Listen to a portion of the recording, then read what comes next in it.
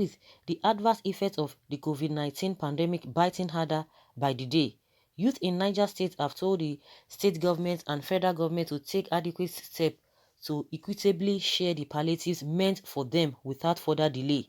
They told the state governor and other top officials at an enlarged stakeholders meeting in the state capital that they did not want to disrupt the sharing of the food items by breaking into warehouses as has been done by unruly elements in some states of the country. But they made it clear to the governor, who was represented by his deputy, Alhaji Mohammed Ahmed Kesu, at the meeting, which also had some powerful traditional rulers, politicians and top government officials in attendance, that they know all the locations where foods were being kept and that nobody could deprive them of their fair share of the items. Major youth organizations in the state, whose agitation for improved welfare, security and job creation prompted the meeting convened by Ambassador Zubaru Dada, came out openly to speak out their minds regarding recent protests over police brutality and sharing of COVID-19 palliatives and demanded prompt action to end lingering suffering in the state.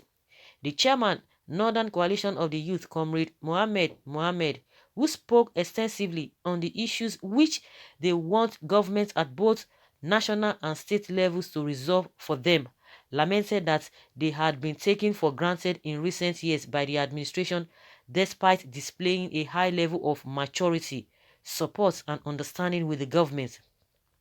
He said the youth were unhappy with the government for not addressing the problem of insecurity, unemployment and police brutality, which made some other youth to descend on public and private property, while they teamed up with the government to prevent looting and destruction in the state.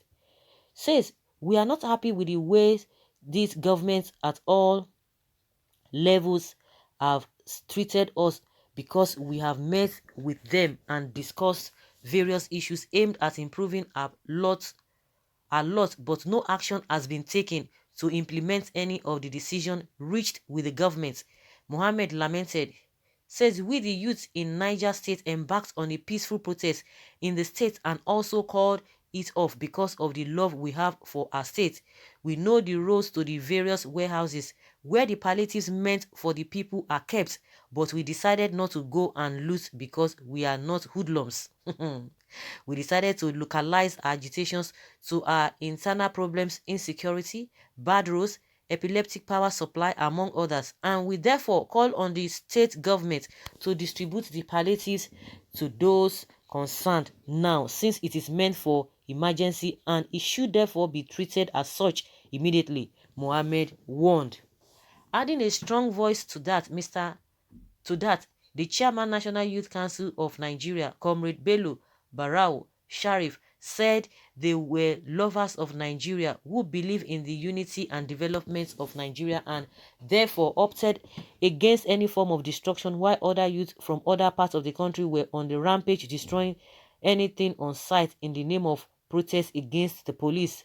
Sharif said, for us in Niger State, we did not protest against the scrapping of SARS but for its reformation because we are faced with insecurity here and we are of the strong belief that the disbanded units can play a big role in bringing peace to our local government areas already taken over by bandits. We also refuse to vandalize governments and personal properties and businesses of people because it would amount to destroying our own properties and later come back to the round table to dialogue and iron out our differences after destruction must have been made. However, we appeal to governments at all levels not to see our calmness, maturity and simplicity as being cowards. A time will come when you will want to dialogue with us, but you won't be able to locate us. And even if you locate us, it will be very difficult to assess and plead with our over 1 million jobless colleagues in the state. And even if we eventually succeed assessing them, they may not listen to us, he declared. Sharif called on the federal government to take immediate steps to fix all federal roads in the state and sign the Hyperdeck Bill into law to cater for the various communities submerged by flood. The convener of the meeting, Ambassador Dada, called on people of the state to shun any form of violence, adding that going violent will not in any way solve the existing problems confronting the nation. Let us give peace a chance. Violence cannot solve any problem, but rather aggregate it. Development is a gradual process and it entails commitment and discipline by all Nigerians to succeed. He remarked very, very well according to what Vanguard has said. Now, one thing is that before people were pushed to the wall, it's not just a not like that. You see now, you guys are complaining about all of these things. The question is that, it's like they have made this a demand close to 3 days or 4 days now. The question is that since they said all of those things are for emergency, whatever, and like they said that it has to be dealt with, urgently, to ask me whether they have done that. And meanwhile, you are complaining of this whole thing. And we'll be having government upon government in that state. You are talking about those jobless people. Those are the things, all manner of things. Poverty is there. It's everywhere. You are trying to be, these people, the more you try to dialogue with them, they will be deceiving you. Oh, you don't have to do this.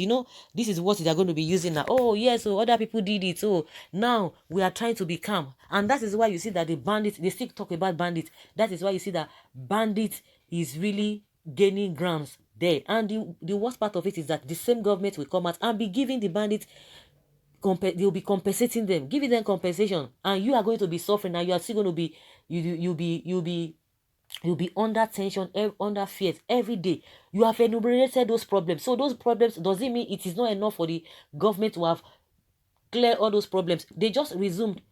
They just came on board. I think this new the government they have in that state now just came on board last year. Then tell me the one that was there 2015 to 2019, what have they done? The problem has just still been there. These people are getting richer.